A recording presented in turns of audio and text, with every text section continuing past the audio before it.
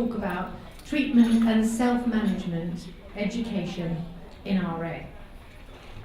And again, my disclosures. So our learning objectives here are to look at the key principles and refresh ourselves on what we talked about earlier on treat to target, and look at some of the drug therapies and the profiles of the drug, and that is going to be much more superficial than we'd like because of the complexities of discussing those. But I hope that in your evaluation we can look at that and make sure we do it in more detail in the future. And we'll also look at some of the current guidelines and recommendations of both pharmacological and non-pharmacological interventions in RA, and highlight the nursing management, of course, because that's what we're all here for. So, you remember I talked about treat to target a little bit earlier on this morning. So let's look again and remind ourselves. So, active disease, we see this new patient, hopefully as early as we can do, and we select the right treatment for them based upon their comorbidities, and we start their treatment. And we aim to get their treatment so that it reaches their goal, the goal of remission. If we don't do it, then we're going to modify the treatment. So each time we see them, we will modify the treatment if they're not reaching their goal. And we will see them every 1 to 3 months. So this is just a reminder of where other disease areas have treated to target, if you like. If you look at hypertension, they've done a lot of work on reducing hypertension by managing the hypertension in a more of a goal-setting way. If you look at cholesterol, they've managed the same approach, setting targets to achieve. And all of the evidence for all of these areas, including diabetes, is that if you work going to achieve a target, you will do better than just thinking you're going to try and get the best for your patient. So a targeted approach is much more effective. And we saw this slide earlier, so I won't go into it too much, but the thing that is to remember is that when you look at this slide, doctors are not going to be able to manage their workload and this level of intensity of management for each patient without CUSCOT. And so the nurse is really, really well placed. The nurse is well positioned to provide, working with the patient closely, and the multidisciplinary team. And importantly here, what I want to stress is the family. We all know that if we don't include the family in the patient's consultation and family considerations, there'll be problems and the patient won't necessarily adhere to treatment, or there'll be tensions within their family, because it's quite difficult, and we know from evidence that patients in the clinic, in an environment that isn't their own, being told quite scary things for them, will only remember about 15% of what we've said. They will go away and then their wife will say, but what did they say about methotrexate? And something will come into their mind, and they may say, well, apparently it's used in cancer. And the family will go ballistic and say, we don't want you to have it. Those are the challenges. We must include the family. We must make sure the family are as informed as the patient is, and that also they're an extra support for the patient in the clinic environment. Now, we talked about this, and we were talking about this at lunchtime. Within this framework of treating to target, as nurses developing your clinics, you are going to have to think in a very focused way about how you manage your clinic appointment and the time you have with the patient. You have got to be robust so that the first patient you see in clinic maybe is only meant to have 30 minutes. But if they chat for a while and tell you about how their dog's doing in their dog training session or something, you're going to run over to an hour. And then can you do an hour for every patient in clinic? No. So you need to make sure that you can set realistic timeframes with the patient. So what I would do is say, hello, welcome Mrs. J, or whoever it is. This is how much time we've got for our clinic appointment, and this is what we need to do. And I want to hear the things that you're worried about, and we need to address those. But equally, I've got to do your assessment and I've got to do some outcome measures and we need to look at your bloods. So if you can just think about the 3 or 4 things that's important and we'll look at those. You collect your information or you collect the information from the patient, whichever works. Then you share the information you both have together in that shared decision making. Then you conduct your assessments and then you agree the goals together and reiterate, repeat what you've learnt from the consultation and bring the consultation to a close. And in that way, the patient knows what's happened, they understand what you needed to do, and you've listened to what they need to say. And those are the things that I really think are pivotal in us going forward to be really successful nurses in managing things like treat to target. So we know from treat to target that if we have this effective shared decision-making approach with clear goal setting, that we can have a much higher chance of achieving either remission or low disease activity. We can enhance their quality of life as a result, reduce the joint damage, and the really important thing that I suppose we don't understand enough of in the sense of the costs and benefits, but actually health authorities, governments are looking at, is can we help to reduce the burden on the healthcare system and improve the cost to society by helping people get back to work when they may have lost their jobs. These are all the things that we can achieve with treat to target. So the key takeaway messages here is that we need to use this evidence-based approach to facilitate optimal clinical outcomes, and as a nurse you're going to play a very key role in that. We may need to help in some countries the doctors understand they need us. I understand that, that is our challenge we have, but it's nobody likes change, nobody likes readjusting and changing their services, but we all have to keep changing with society and the way the world is changing, and this is how, as nurses, we can help. Now I'm going to talk a little bit about pharmacological treatments for rheumatoid arthritis. I think most of you will be very conversant with all of these drugs here. So this is our real nice, wonderful set of drugs we have for patients. So we have NSAIDs, we have steroids, and we have DMARDs, and our biologics. And more recently, and continuing to be more exciting, is that there are new treatments called JAK therapies, JAK inhibitors. And we are going to see many more of these. There's a lot in the pipeline, and they are very exciting too. So we have lots of different things we can do to help the patient with the pharmacological options. But each one of these categories do not come without their problems and their risks. So if we look briefly at NSAIDs, now NSAIDs are vital to patients with rheumatoid arthritis. NSAIDs are really interesting to me because they are so important, but they also have quite a lot of risks attached to them.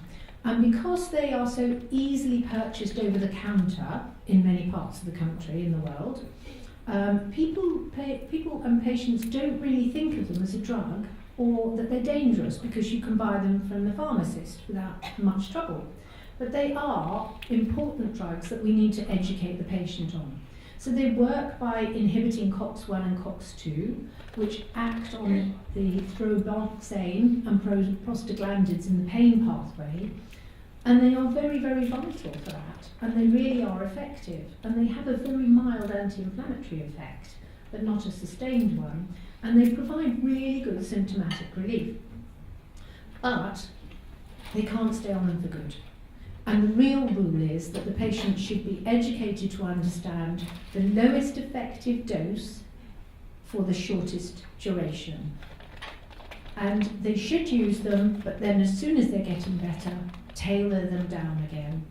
Give the patient that power, explain to them the risks and the benefits, but ensure that they can tailor them down again and bring them down as soon as they're feeling better.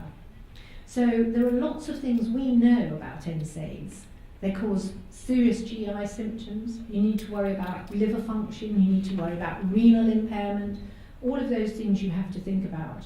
And you have to know that the patient is well enough. Patients with asthma often have a bit of a problem with NSAIDs, so the bleeding issue is a big one. And of course, what we've learned over the years is that, of course, the cardiovascular risks are much higher in patients on NSAIDs, and you have to be very careful of the patients that have cardiovascular problems. I wonder how many of your patients are prescribed a gastroprotection, something to protect their tummy when they have NSAIDs. In fact, they should all be. And in the UK, we set a standard saying that that should happen, but in my experience, I still see lots of patients that are not on anything to protect their tummy when they have NSAIDs. So one key message I would say is make sure those patients know shortest possible dose, lowest possible dose for the shortest duration, and gastroprotection. So we need to monitor patients when they're on them regularly. In fact, in the UK, we do not monitor all the time for renal impairment risks for patients who are on NSAIDs, because we assume that they're not staying on them all the time. And we also know that the elderly and the frail and the elderly are a risk, and you need to be very mindful of that, because they will have less good renal function when they're on them, and often liver problems. So you know that they increase the risk of bleeding, and those are things you have to be very mindful of when you're looking after patients who are taking them far too much. And sometimes they're taking 2 or 3 and they don't realise they're in the same class because they've got a different name when you buy them in the chemist. So that's a little bit of a problem. So steroids. Steroids can come in a range of ways that can benefit the patient. So we would do intra-articular injections, IV infusions, and of course oral. And oral steroids are very frequently now and advocated in Treat to Target as part of a bridging therapy when you first start patients on DMARDs. As we know, when we first start patients on DMARDs, they're in a lot of pain, they feel awful, and then you're going to give them this drug that's going to make them feel worse. So it's not a great deal, is it, for the poor patients when they come in. So being able to provide them with some steroids that will just help them feel better over that early phase of getting used to the DMARDs is really, really helpful. So they should again be used smallest dose, shortest duration when you have to use steroids. But they can be really like a devil and an angel to the patients. They love them and they hate them. They don't want to get fat, and they don't want the diabetes, and they don't want all the side effects. But when they're feeling bad and they've got some in their medicine card, they think they might just have a few. And some of the patients are very naughty with their steroids like that. So we have to educate them to understand the risks and benefits of them. So as I say, they're often given in the early phases with a DMARD to help people get over their initial phase of starting treatment. But remember the risks. Osteoporosis, if they're over having a regular dose of more than 7.5 milligrams for more than 3 months, they should be on bone protection if there's any reason. And you will have the very older patients who've been on them forever, I think, who were prescribed in the early days. Think about the cardiovascular issues and the disease risks there. Cataracts, weight gain, GI ulcers again, all of those problems we need to be really careful of. But Gladys is going to talk a bit more about the drugs in detail. I'm just giving you a hop, skip and a jump. Oh dear, that's not very good to translate. I'm just giving you a brief bit of information. So remember when you're giving a patient an IV that you need to do things like an ECG, and you need to screen them properly for their full blood picture before you give them their infusion. Remember regularly that if your patients are at risk, to make sure they have regular ophthalmic care. Remember to monitor their cardiac function and their renal and kidney function, their renal function, their liver function, and be mindful of the risk, the fact that the risks might be, the infections might be masked as a result of being on steroids. And of course also, before they have infusions, make sure they do not have any infections. So DMARDs, conventional DMARDs, we know that they are incredibly effective for symptomatic relief and for delaying or halting radiographic progression. We know that really the methotrexate is the gold standard. Some patients can't take methotrexate, and in some countries it's harder because of the risks of monitoring them. So every country has to vary that. And I think you must remember to look at the APLAR recommendations on prescribing and management of patients with RA, because it's got very good guidance for us in Asia. So DMARDs are really important. Some of the DMARDs, we don't really know how they work. They've been around for a long time. and we don't really know enough about their mechanism of action, but they do reduce the inflammatory component by managing and reducing the autoimmune response. They provide that symptomatic relief, but again, they all have their risks. So remember that many of the key common risks for our DMARDs are immunosuppression, so white cell count issues, liver function test issues, patients who have renal impairment, again, you have to watch that they're excreting okay. We must be really mindful of the risk of each group of these drugs. But if you look at methotrexate, leflunomide, and cyclosporin, they're the biggest ones that have the most monitoring requirements. And cyclosporin requires a lot more monitoring in the sense of regular blood hypertension assessments. But as we're doing that in the comorbidity stuff, it's less of a problem for us now. But remember, there's also pneumonitis, drug-induced pneumonitis.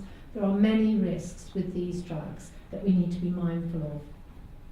So, Gladys is going to talk more, and I'm just giving you a whistle-stop tour, but all of these drugs play an important part in the management. I've said it again, whistle-stop. We're just going to do a brief overview here, and Gladys is going to discuss it more.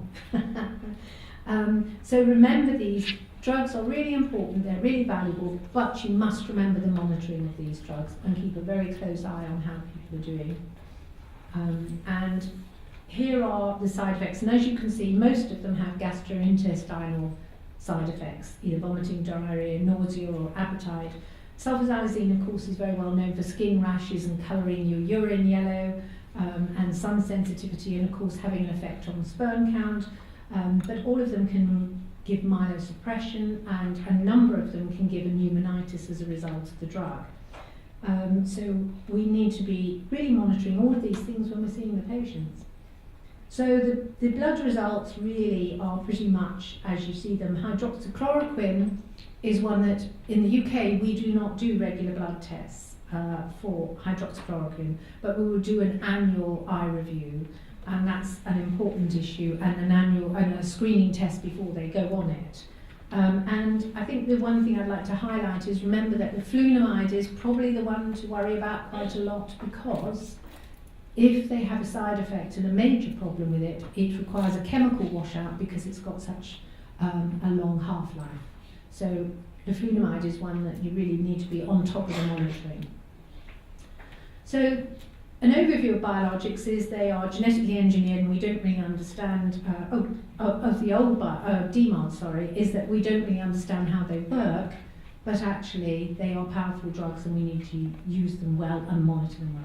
So now when we go on to biological DMARDs, these are made in a different way. They're biologically engineered, and therefore they have some animal content in them, and this is where the challenge is when we're worrying about sensitivity reactions and things. They are much quicker onset than DMARDs, and generally they are subcutaneous at the moment and intravenous. And so that means that patients have to take on board that they've got to cope with the needle one way or another. And very exciting, the number of biologics we have here, and here's a list of some of them, and most of them here, the starters, the ones that first started in the research, were blocking anti-TNF. And you remember my presentation earlier, it showed you how we block anti-TNF by this blocking the receptor, so the cytokine cannot work. The inflammatory process is stopped because we blocked the receptor, locking into the cell and starting that inflammatory cascade. So inhibit TNF, and TNF is one of the inflammatory cytokines, and as you see here, so is IL-6, so is IL-1, and also research shows that IL-17. So these are all the names of cytokines, and they are really very actively involved together, interrelated really, in causing this huge inflammatory response we see. And then we have rituximab, which is an anti-CD20, and that is actually acting on the young, if you like, juvenile B cells as they mature. It depletes the B cells by taking away the young B cells as they develop before they become very active. And so that's depleting those. And abatacept inhibits T cell co-stimulation. So there's a connection between two lots of cells, and abatacept works between blocking those two cells. They're highly effective for symptom relief, and a lot of patients we see often are feel quite high when they first start, and they really feel good. And I think that has something to do with IL-6, which helps people feel a lot better too. It slows the disease progression, and generally speaking, the results are much better on radiological progression when you look at biologics rather than DMARDs. But often, these biologics are co-prescribed with methotrexate, and they are optimised in their outcomes when they're prescribed methotrexate. And we see improvement within a few weeks, and response to TNF may occur as early as a few days after initial treatment. It's really wonderful to see, isn't it? So biologics, possible adverse events. Well, with good news, you always have a bit more bad news, don't you? So that with the biologics, you have to do much more screening. You have to be much more vigilant about opportunistic infections. And that's partly because these drugs are so effective that if they are going to block things, it's going to be a problem if there are infections lurking and we haven't assessed them. So the key thing to remember is that you need to be really on top of any infection that you see. You need to screen beforehand for TB, hepatitis B, HIV. This takes quite a lot of work and quite a lot of time, but they're really important things to do. And make sure you know about the history of previous infections, the risk of infections for the patients. You need to understand their work environment and where they go, if they travel a lot, if they're travelling to areas of high prevalence of TB. All of these things are things you have to think about. Again, also, because as I said, they're biologically engineered, we need to be mindful of the sensitivity reactions. So when it's IV, it can be quite dramatic infusion-related reactions. When it's subcutaneous, you can get really nasty injection site reactions, but also you can get them when there's poor technique. So those are things we need to train the patients well. So be aware of those. And then there are particular issues for each of these drugs in the screening, in the sense of cholesterol levels and those sorts of things, but Gladys will also be talking about biologics. So if we go on now, we've talked about these in detail as I've gone along, and I'm not going to go into that too much because A, it's a huge slide, and I think the poor interpreter and all of you who are trying to listen to the interpreter might find it hard, so we're going to jump this slide a bit. So the nursing considerations are that you should think about injectable biologics and the hematological changes. It's the same thing. We're going to have to be much more mindful of all the monitoring we do with these patients and look at all of these risks. You know, changing the white cell count, reducing the white cell count, anything like that you need to be on top of, especially before they have their treatment, and that's sometimes a challenge. Look at renal function, liver enzymes, etc. And of course the big screening that we have to do before they start treatment on TB and viral screening. And then I'm just going to talk briefly about JAK inhibitors and their mechanism of action. They are in that big inflammatory picture I showed earlier, but they are tiny, tiny intercellular, so between different cells, in the cells, signalling pathways. So JAKs are actually involved in signalling between cytokines and the cell receptor. So they actually work as the cytokine locks into the receptor. It is then that they have their power in reducing the action. And it seems to be that that's very, very effective in managing the disease and bringing down that inflammatory cascade we talked about. And they are very important in hematopoiesis, which is the development and forming of cells and immune cells. So they seem to be a really exciting innovation, and we have more to come, and I'm excited to see how we go with them. But again, we have to be very mindful. They are effective, but just be aware they are comparable to TNF inhibitors, and in some cases a bit better than that. And of course, the challenge we've got in research is that many of these patients have already tried several other biologics before they go on it. Again, the screening, I'm not going to labour this point because Gladys will, and I've already said it, so we will just go on past this side. But they require the same level of scrutiny and screening as we've talked about, except for you do need to be aware of low white count and of course of low haemoglobin. And that's a bit of a challenge with our patients, because often if they've got bad disease, they will have low haemoglobin. But make sure really we're on top of all the infections and the monitoring as we would normally. So what do I want to say here that's going to be helpful to you? They're often prescribed, as I said, in the pathway, but often after patients have failed DMARDs and each country will vary, but we have to have them failing after at least 2 biologics. So those patients are quite resistant to having their disease managed. And they seem to be slightly more of a problem with viruses. So herpes zoster viruses tend to be a bit more of a problem with these drugs than others so far. And most countries have registries now to look at what's happening with these drugs over time, because sometimes you get things coming up in data that may actually over a period of time prove to be part of the normal picture of biologics, a bit like we saw with anti-TNF. So, I'm just making sure I'm not going too fast. Is it okay? Okay, you understand? Yeah, oh good. Okay, so the therapeutic considerations for this area is that the key to this is that we need to provide good nurse education to the patient and good routine nursing care to improve the patient's confidence, knowledge, and safety on these drugs. We need to work with the patient to empower them to understand as much as they can about the drugs that they're on. And I would just say one note of caution: I think we must be very careful that we always educate them, telling them the risks and balancing it up with the benefits.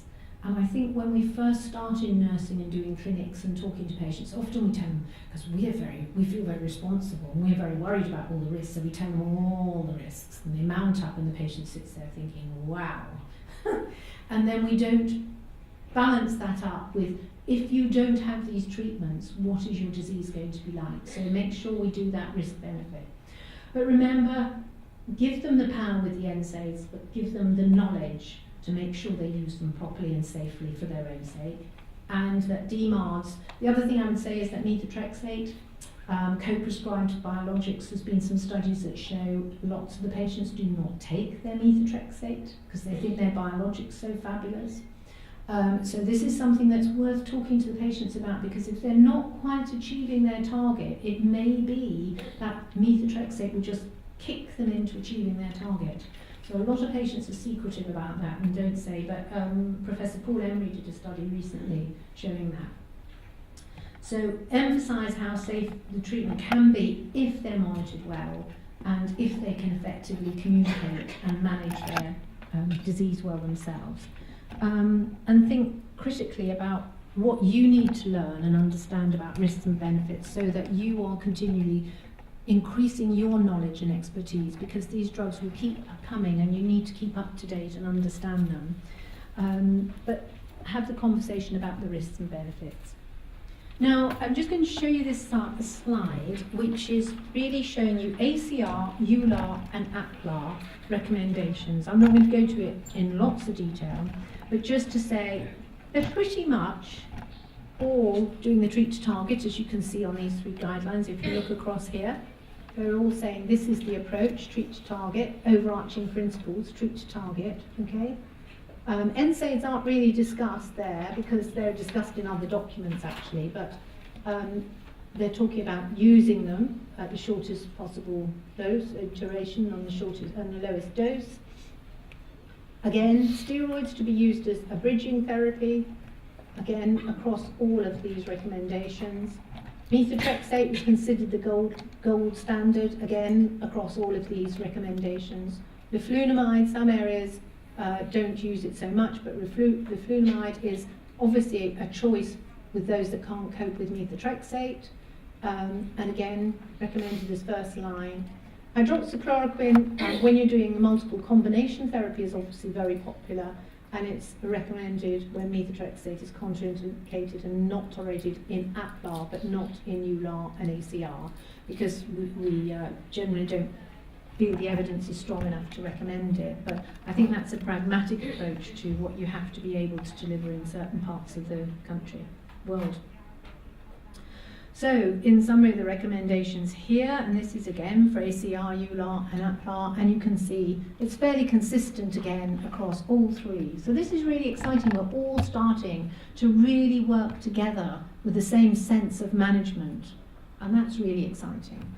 And again, this drug is the newest on the block, so we're evolving with our guidance, and each is slightly different, but a lot of that is about government policy and when we're allowed to start treating with certain drugs. So there are now a wide array of treatments available for RA, and more exciting than it's ever been, because there's so many good drugs. Remember about the NSAIDs and steroids, that they should be short-term. Remember that we've got the biologics and the JAKs and the DMARDs all there ready to help manage this reduction in disease progression. And look at the side effect profiles carefully, and you're going to play a very key role in this. It's a huge amount of work, even for lots of nurses. So to do this well, we're going to have to work incredibly hard together. So I'm going to talk briefly about non-pharmacological treatments, because these are things that are our daily work. We're regularly dealing with these, and especially before we had all the different drugs we had. So we know from the evidence and the guidance that there are a number of non-pharmacological treatments, and they come under these basic broad categories here. So it's about improving self-management and patient education, exercise and physical activity, and of course assistive devices and orthoses, and dietary intervention. Those are the 4 big ones, I think, that people always ask about. Now, I would say that as a nurse providing time and counselling the patient, you need to prioritise how you spend time on these. And so you need to approach the most evidence-based and the strongest evidence first. So we know that the strongest evidence is in self-management and educating the patient to empower them. So that's where you want to put your energy and time working with the patient. Exercise and physical therapy has become very interesting because, of course, we are learning so much more, and we now understand the cardiovascular risks.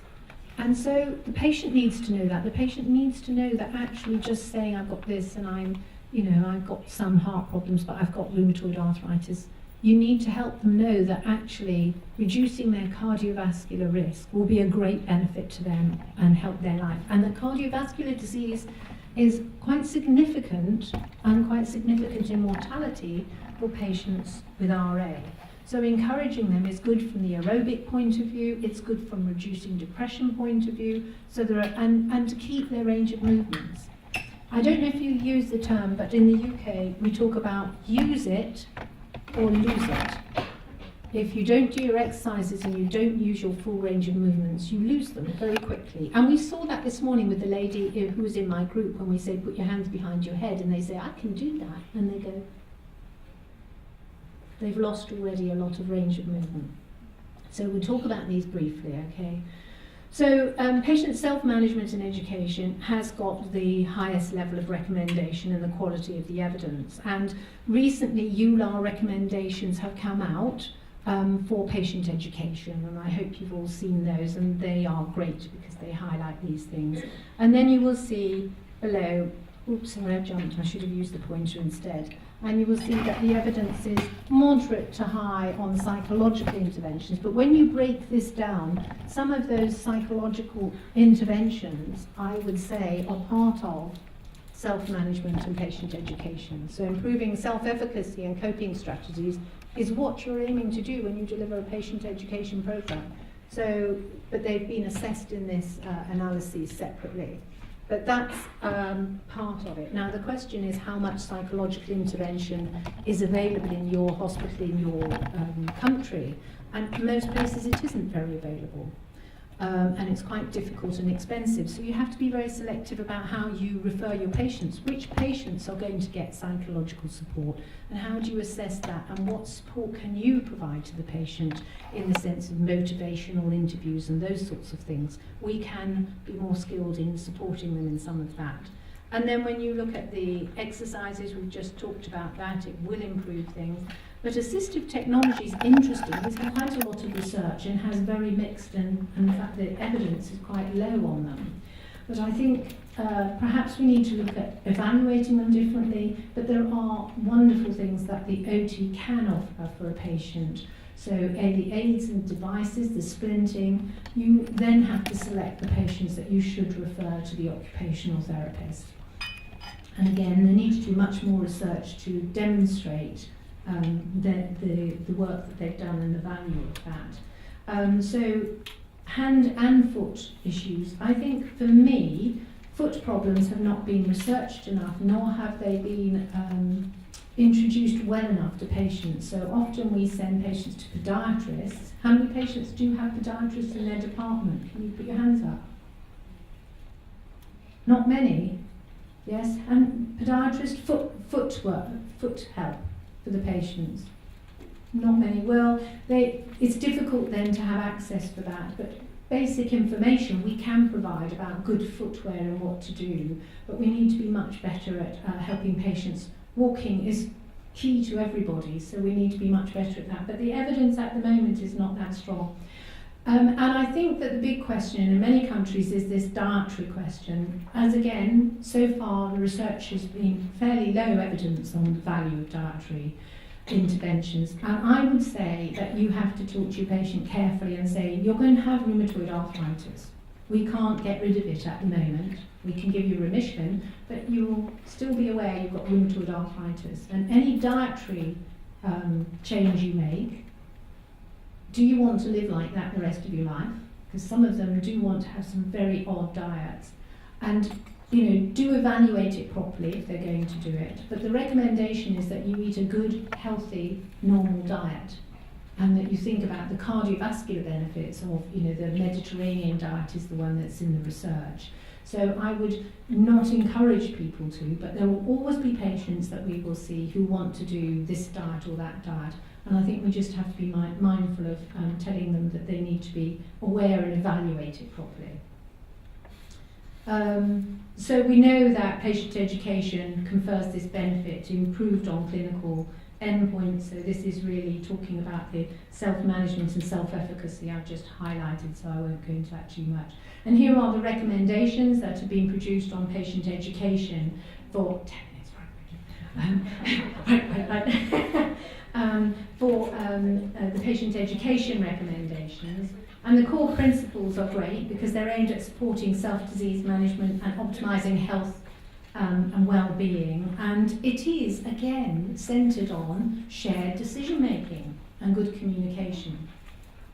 So when we think about this is something that has been a challenge in the UK over many years, and we have to think differently about how we offer patient education. We have an important role in encouraging that to be patients to be involved in patient education, but is it an effective way that we deliver it? So look at that and look at how we work with other agencies to provide health promotion and education. So we need to think about patient education. It isn't a one-stop shop. It's ongoing throughout their illness, because their needs will be different all the way along with their disease, and you need to take the opportunity to always offer them education, and the bits that they haven't taken on before, always talk to them again about it. So it needs to be an ongoing thing from diagnosis all the way through. It must be tailored to that individual, because it only works that way. Your expertise and skill is understanding the psychological aspects, the way the patient comes to the clinic and their feeling about their disease, how they manage it, what they can take on board. So you have to remember that. And there's a strong evidence-based and theoretical framework that we need to build our programs upon. Make sure you do it that way, but also, importantly in the recommendations, this is the key for all patient education, is in the past we've evaluated patient education with outcomes that have not measured the intervention we've been delivering.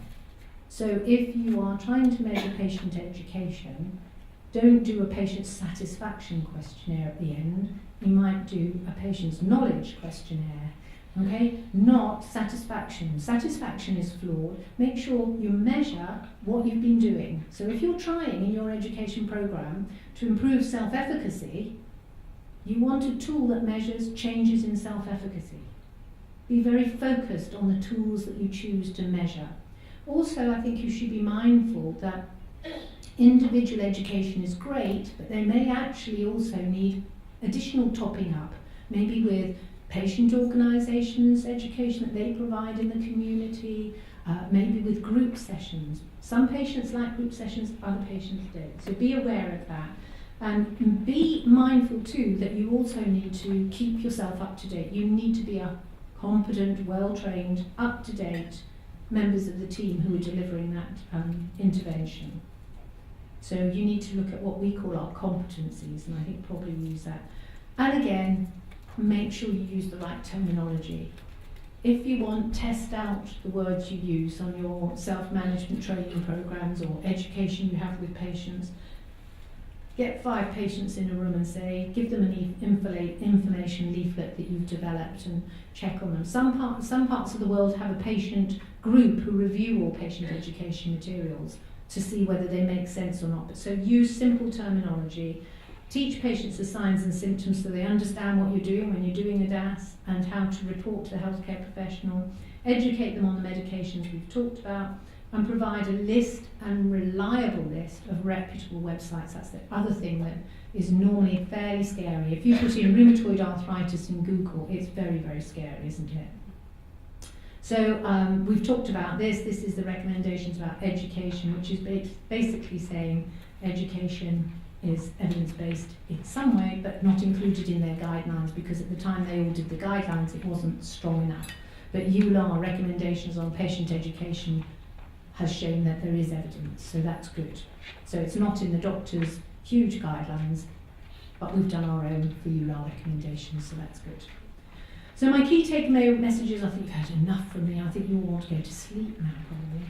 But we've got to stop, and I'm stopping a bit early, so that's quite good. I'm pleased about that.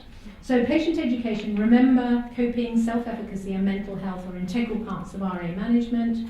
And remember, cognitive and behavioural strategies may need to be used for some patients. If you can refer them, you might have to see some patients being referred if you can identify those. And remember about exercise and how important that is. And we've talked about assistive devices, and we've talked about the balanced diet. So hope that's helpful.